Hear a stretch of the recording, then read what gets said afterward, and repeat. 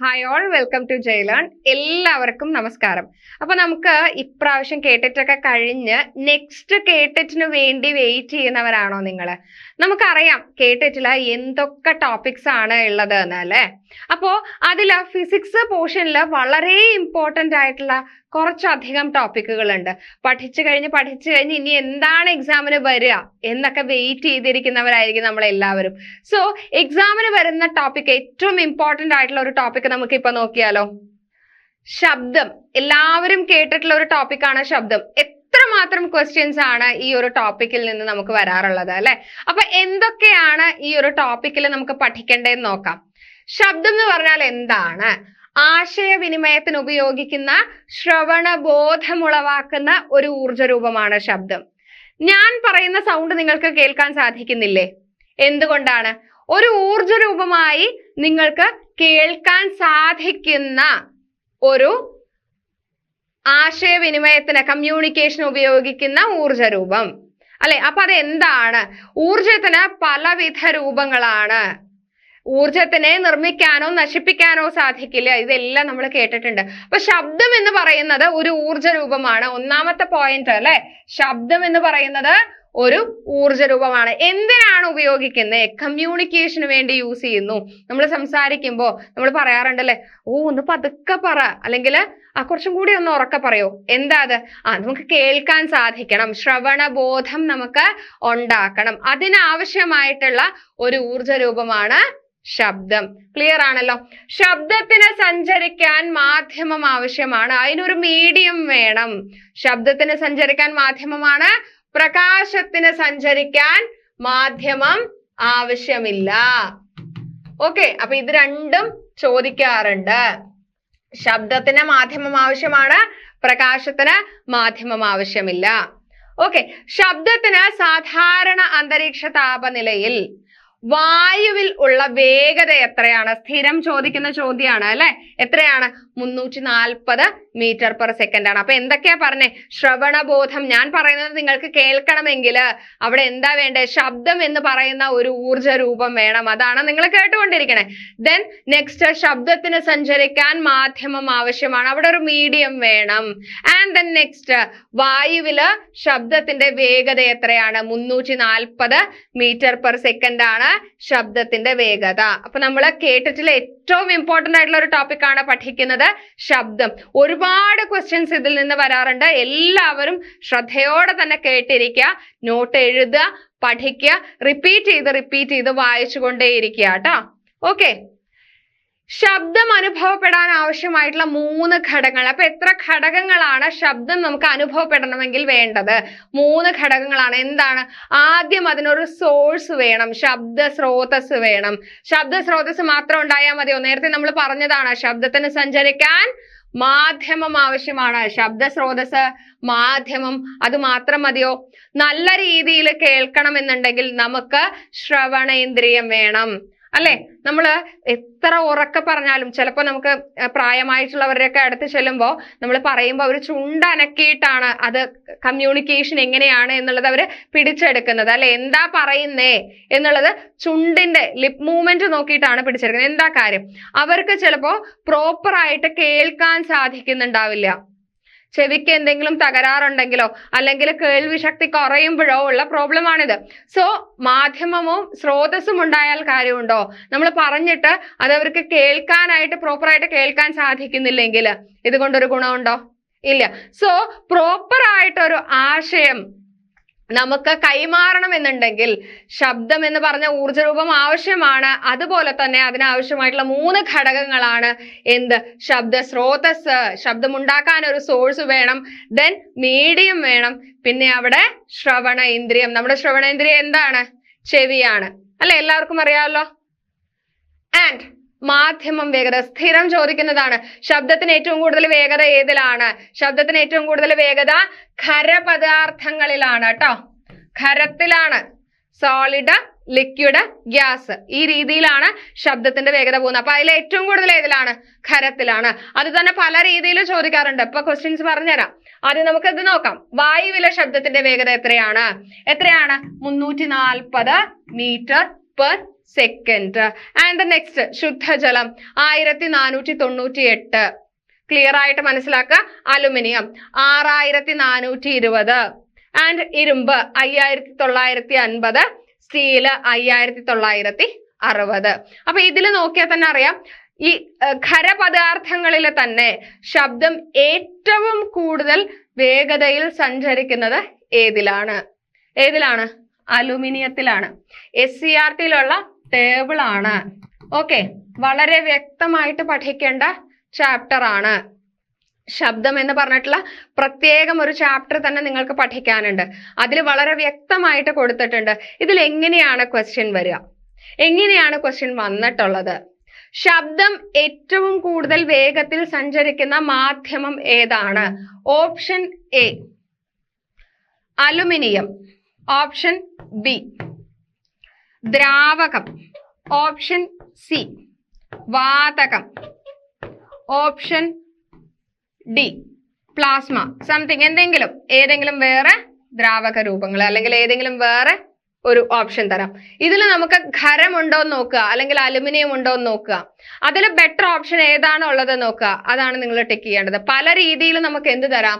Options ചോദിക്കാറുണ്ട്. ഖരത്തിന് പകരം aluminium തരാം, അലുമിനിയത്തിന് പകരം ഖരം എന്നും തരാം. എന്നിട്ട് ദ്രാവകം, വാട്ടർ അല്ലെങ്കിൽ മണ്ണെണ്ണ, അങ്ങനെയുള്ള പല ദ്രാവക രൂപങ്ങളും നമുക്ക് തരാം. ഓക്കെ, അപ്പൊ എങ്ങനെയാണോ ഓപ്ഷൻ വരുന്നത് അതിനനുസരിച്ച് നമ്മൾ എന്ത് ചെയ്യണം? നമ്മൾ മാർക്ക് ചെയ്യണം. പിന്നെ ഇവിടെ ഈ ഒരു ടേബിൾ പഠിച്ചാൽ തന്നെ ഇങ്ങനെ ഓപ്ഷൻ വന്നു കഴിഞ്ഞാൽ നമുക്ക് മനസ്സിലാവും അലുമിനിയം ഖരമാണ് എന്നുള്ളത് നമുക്കറിയാം. അപ്പൊ ഒരു കാര്യം മാത്രം ഓർമ്മിച്ചു വെക്കുക, ഖരം പദാർത്ഥങ്ങളിലാണ് ശബ്ദം ഏറ്റവും കൂടുതൽ വേഗതയിൽ സഞ്ചരിക്കുന്നത്. ക്ലിയർ ആണല്ലോ? നെക്സ്റ്റ്, മനുഷ്യന്റെ ശ്രവണ പരിധി എത്രയാണ്? നോർമൽ ആയിട്ട് എല്ലാ ഇതിലും നമ്മൾ ചോദിച്ചു കണ്ടിട്ടുള്ള ഒരു ക്വസ്റ്റ്യൻ ആണ്. എത്രയാണ്? 20 ഹേർട്സ് തൊട്ട് 20,000 ഹേർട്സ് വരെയാണ് ഒരു മനുഷ്യന്റെ ശ്രവണ പരിധി എന്ന് പറയുന്നത്. അപ്പോ ഈ ഹേർട്സ് എന്ന് പറഞ്ഞാൽ എന്താണ്? ആവൃത്തിയുടെ യൂണിറ്റ് ആണ് ഹേർട്സ് എന്ന് പറയുന്നത്. ഓക്കെ, ഇതിൽ നിന്ന് തന്നെ പല കാര്യങ്ങളും നമുക്ക് പഠിക്കാൻ പറ്റും കേട്ടോ.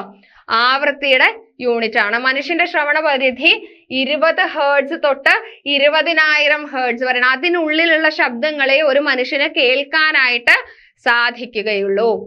നായ്ക്കളെ വിളിക്കാൻ ഉപയോഗിക്കുന്ന ഗാൾട്ടൺ വിസിലിൽ നിന്ന് പുറപ്പെടുന്ന ശബ്ദത്തിന്റെ ആവൃത്തി എത്രയാണ്? അറിയാമോ? 30,000 ഹേർട്സ് ആണ് ഈ ഗാൾട്ടൺ വിസിലിന്റെ ആവൃത്തി. അങ്ങനെയാണെങ്കിൽ ഒരു മനുഷ്യന് ആ ഗാൾട്ടൺ വിസിലിന്റെ സൗണ്ട് കേൾക്കാനായിട്ട് സാധിക്കുമോ? ഇല്ല. എന്തുകൊണ്ടാ? മനുഷ്യന്റെ ശ്രവണ പരിധി എന്ന് പറയുന്നത് 20,000 ഹേർട്സ് ആണ്. അത് വരെയാണ്, 20 to 20,000 വരെയാണ്.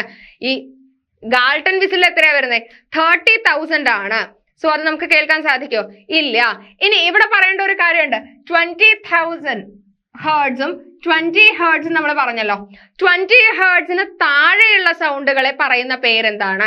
20 ഹേർട്സിന് താഴെയുള്ള സൗണ്ടുകളെ പറയുന്നതാണ് ഇൻഫ്രാസോണിക് സൗണ്ട്സ്. മറക്കരുത് കേട്ടോ, ഇൻഫ്രാസോണിക് സൗണ്ട്സ്. അതേപോലെ 20,000 ഹേർട്സിന് മുകളിലുള്ള സൗണ്ടുകളെ എന്താണ് പറയുന്നത്? Ultrasonic sounds. സോ ഈ ഗാൾട്ടൺ വിസിലില് എങ്ങനെയുള്ള സൗണ്ട് ആണ് വരുന്നത്? എങ്ങനെയുള്ള സൗണ്ടാ വരുന്നത്?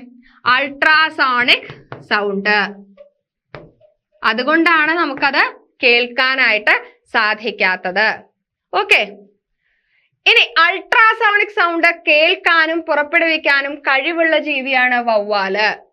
ഈ അൾട്രാസോണിക് സൗണ്ട് രാത്രിയിലൊക്കെ പോകുമ്പോൾ അതിന്റെ ദിശയൊക്കെ മനസ്സിലാക്കാനായിട്ട് ഈ വവ്വാൽ ഉപയോഗിക്കുന്നത് ഈ അൾട്രാസോണിക് സൗണ്ട് വെച്ചിട്ടാണ്. എക്കോ ലൊക്കേഷൻ എന്നാണ് പറയാ, ലൊക്കേഷൻ കണ്ടുപിടിക്കാനായിട്ട്. ഓക്കെ, എക്കോ ലൊക്കേഷൻ ഉപയോഗിക്കുന്ന ജീവി ഏതാണ് ചോദിച്ച വവ്വാലാണ്. അവിടെ ഏത് തരത്തിലുള്ള സൗണ്ട്സാ യൂസ് ചെയ്യുന്നത്? Ultrasonic sounds. സോ അതിന് ഈ അൾട്രാസോണിക് സൗണ്ട്സ് കേൾക്കാനും അതേപോലെ മനസ്സിലാക്കാനുമായിട്ട് സാധിക്കും. അതേപോലെ തന്നെ ഇൻഫ്രാസോണിക് സൗണ്ട്സ് പുറപ്പെടുവിക്കാനും തിരിച്ചറിയാനും കഴിവുള്ള ജീവികളാണ് തിമിംഗലം, ആന, ജിറാഫ് തുടങ്ങിയവ കേട്ടോ. അപ്പൊ ഈ ജീവികളെ ജസ്റ്റ് ഒന്ന് ഓർത്ത് വെച്ചാൽ മതി എങ്ങാനും ചോദിക്കുകയാണെങ്കിൽ. അപ്പൊ ജിറാഫിന് കേൾക്കാൻ സാധിക്കുന്ന അല്ലെങ്കിൽ മനസ്സിലാക്കാൻ സാധിക്കുന്ന ശബ്ദ തരംഗങ്ങൾ ഇൻഫ്രാസോണിക് ആണോ അൾട്രാസോണിക് ആണോ എന്ന് ചോദിച്ചാൽ നമുക്ക് എഴുതണ്ടേ? വേണ്ടേ? അപ്പൊ അതിന് വേണ്ടിയിട്ട് ജസ്റ്റ് ഒന്ന് മനസ്സിലാക്കി വെക്കുക കേട്ടോ. ഇനി ഭൂകമ്പങ്ങൾ ഉണ്ടാകുന്നതിന് തൊട്ടു മുമ്പ് രൂപം കൊള്ളുന്ന ശബ്ദ തരംഗങ്ങളാണ് ഇൻഫ്രാസോണിക് സൗണ്ട്. അതേപോലെ തന്നെ അൾട്രാസോണിക് ശബ്ദം ഉണ്ടാക്കാൻ കഴിയുന്ന ഉപകരണങ്ങളുടെ പേരെന്തൊക്കെയാണ്? നമുക്കറിയാം, ഗാൽട്ടൺ വിസിൽ നേരത്തെ പറഞ്ഞു, നായെ വിളിക്കാനായിട്ട് യൂസ് ചെയ്യുന്നത് ഏതാണ്? ഗാൽട്ടൺ വിസിലാണ്. ഇനി piezoelectric oscillator and magnetostriction oscillator. Okay, ultrasonic തരംഗങ്ങൾ കൊണ്ടുള്ള ഉപയോഗങ്ങൾ എന്തൊക്കെയാണ്?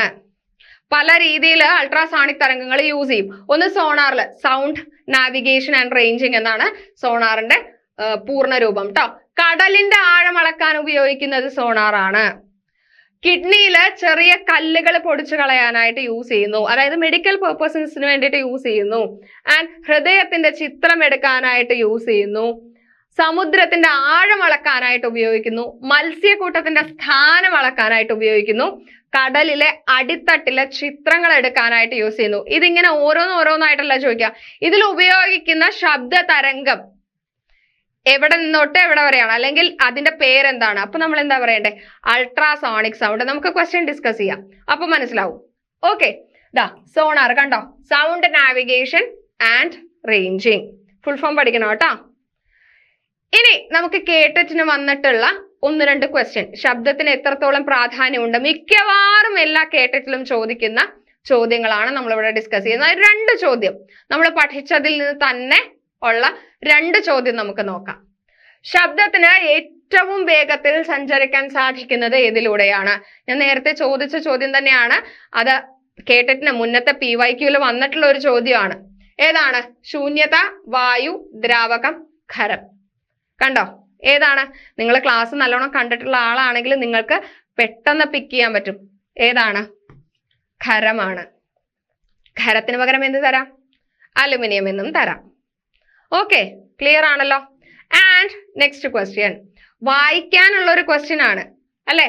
കണ്ടാൽ തന്നെ അറിയാം ധാരാളം ഉണ്ട് വായിക്കാൻ. കണ്ടാ പേടിക്കും, പക്ഷെ പേടിക്കണ്ട, വളരെ ഈസിയാണ്. ഈ ഒരു ക്ലാസ് കണ്ടിട്ടുണ്ടെങ്കിൽ നിങ്ങൾക്ക് പെട്ടെന്ന് ആൻസർ പറയാൻ പറ്റും അല്ലെ? നോക്കൂ, തെറ്റായ പ്രസ്താവന തിരിച്ചറിയുക. ഭൂകമ്പങ്ങൾ ഉണ്ടാകുമ്പോൾ അൾട്രാസോണിക് തരംഗങ്ങൾ ഉണ്ടാകുന്നു. വവ്വാലുകൾക്ക് അൾട്രാസോണിക് തരംഗങ്ങൾ ഉണ്ടാക്കാനും കേൾക്കാനും സാധിക്കും. അൾട്രാസോണിക് തരംഗങ്ങൾ സോണാർ എന്ന ഉപകരണത്തിൽ ഉപയോഗിക്കുന്നു. അൾട്രാസോണിക് തരംഗങ്ങൾക്ക് 20,000 ഹെർട്സിൽ കൂടുതൽ ആവൃത്തിയുണ്ട്. നിങ്ങൾക്ക് ഇത് കണ്ടു വന്നിട്ടുള്ള ആളാണെങ്കിൽ പെട്ടെന്ന് ഉത്തരം പറയാൻ സാധിക്കും. ഏതാണ് ആൻസർ വരുന്നത്? ഏതാണ് തെറ്റായ പ്രസ്താവനയാണ് ചോദിച്ചിട്ടുള്ളത്? അപ്പൊ ഇതിൽ 4 എണ്ണത്തിൽ 1 എണ്ണം തെറ്റാണെന്ന് നമുക്ക് മനസ്സിലായി അല്ലെ? ഇതിൽ ഏതാ തെറ്റ്? ഭൂകമ്പങ്ങൾ ഉണ്ടാകുമ്പോൾ അൾട്രാസോണിക് തരംഗങ്ങളാണോ ഉപയോഗിക്കുന്നത്? അല്ല, പിന്നെ എന്താ ഉപയോഗിക്കുന്നത്? അപ്പൊ ഇതാണ് ഈ ക്വസ്റ്റ്യന്റെ ശരിയായ ആൻസർ. ചോദിച്ചത് തെറ്റായ പ്രസ്താവന. ഏതാണ്? ഏത് തരംഗങ്ങളാ ഉപയോഗിക്കുന്നത്? ഇൻഫ്രാസോണിക് തരംഗങ്ങള്. ഓക്കെ, ഇപ്പൊ ബാക്കിയുള്ള ശരിയായ പ്രസ്താവന നമുക്ക് പഠിക്കാലോ ഈ ക്വസ്റ്റ്യനിൽ നിന്ന്. എന്താണ്? വവ്വാലുകൾക്ക് ഏതാണ്? അൾട്രാസോണിക് തരംഗങ്ങൾ. ഇനി സോണാറിൽ എന്താണ്? അൾട്രാസോണിക് തരംഗങ്ങൾ. ആൻഡ് 20,000 ഹെർട്സിൽ കൂടുതലുള്ളത് ഏതാണ്? അൾട്രാസോണിക് സൗണ്ട്സ് അല്ലെങ്കിൽ അൾട്രാസോണിക് തരംഗങ്ങൾ. ഓക്കെ, അപ്പോ ഈ ഒരു ശബ്ദത്തിൽ നിന്ന് തന്നെ എത്ര ക്വസ്റ്റ്യൻസ് ആണ് വരുന്നത്? ഇത് ഞാൻ വെറും 2 ക്വസ്റ്റ്യൻ മാത്രമേ എടുത്തിട്ടുള്ളൂ. ഇനിയുമുണ്ട് ഒരുപാട് ക്വസ്റ്റ്യൻസ്, ഇനിയുമുണ്ട് ഒരുപാട് പഠിക്കാനായിട്ട്. വരുന്ന കേട്ടറ്റിലേക്ക് നമുക്ക് നല്ല രീതിയിൽ പ്രിപ്പയർ ചെയ്യണമെങ്കിൽ നല്ല രീതിയിൽ തന്നെ ഓരോ ടെക്സ്റ്റ് ബുക്കിലും എന്തൊക്കെ വാചകങ്ങളുണ്ടോ അതേപോലെ മനസ്സിരുത്തി പഠിക്കുക തന്നെ വേണം. നമ്മുടെ ജയലണില് പുതിയ കേട്ടറ്റിന്റെ കോഴ്സ് സ്റ്റാർട്ട് ചെയ്യാണ്. സോ നല്ല രീതിയിൽ പഠിക്കാനായിട്ട്, നെക്സ്റ്റ് കേട്ടറ്റ് ക്രാക്ക് ചെയ്യാനായിട്ട് എല്ലാവർക്കും ജയലണിലേക്ക് സ്വാഗതം. എല്ലാ ഡീറ്റെയിൽസും ഡിസ്ക്രിപ്ഷൻ ബോക്സിൽ കൊടുത്തിട്ടുണ്ട്. ഇനി അഥവാ നിങ്ങൾക്ക് അതിൽ ഗൂഗിൾ ഫോം ഫിൽ ചെയ്യാൻ സാധിക്കുന്നില്ല എന്നുണ്ടെങ്കിൽ നമ്മുടെ ഈ കാണുന്ന നമ്പറിൽ കോൺടാക്ട് ചെയ്യാം. ഇവിടുത്തെ വലിയൊരു പ്രത്യേകത എന്ന് പറയുന്നത് എന്താണെന്നുണ്ടെങ്കിൽ എല്ലാ കോഴ്സസിനുമുള്ള സ്പെഷ്യൽ ബാച്ച് നമ്മൾ സ്റ്റാർട്ട് ചെയ്യുന്നുണ്ട്. നമ്മുടെ ഈ കോഴ്സിൽ വളരെ എക്സ്പീരിയൻസ്ഡ് ആയിട്ടുള്ള ടീച്ചിങ് ഫാക്കൽറ്റീസ്, അതേപോലെ തന്നെ സ്റ്റുഡിയോ ക്ലാസ്സസ്, അതേപോലെ തന്നെ daily study materials and special mentoring എല്ലാം ഇൻക്ലൂഡ് ചെയ്തിട്ടുള്ള കോഴ്സാണ്. സോ എല്ലാവരും നെക്സ്റ്റ് കേട്ടറ്റിന് വേണ്ടി നന്നായി പ്രിപ്പയർ ചെയ്യുക, നല്ല രീതിയിൽ തന്നെ എക്സാം എഴുതുക. എല്ലാവർക്കും കേട്ടറ്റ് കിട്ടട്ടെ. അപ്പൊ എല്ലാവർക്കും നമ്മുടെ കോഴ്സിലേക്ക് സ്വാഗതം. സോ നന്നായിട്ട് പഠിക്കുക. Thank you.